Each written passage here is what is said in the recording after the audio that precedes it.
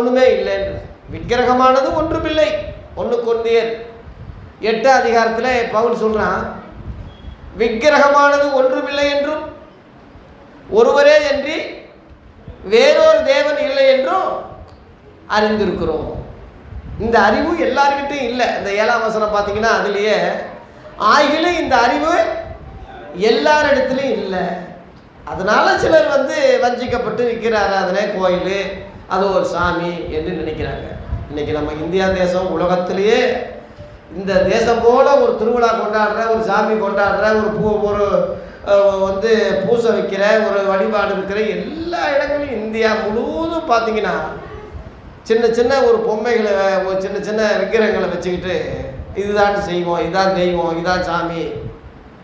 சோறு கிலோ கணக்கில் ஆயிரக்கணக்கான கிலோ கணக்கில் சோறை பொங்கி அது சோறையே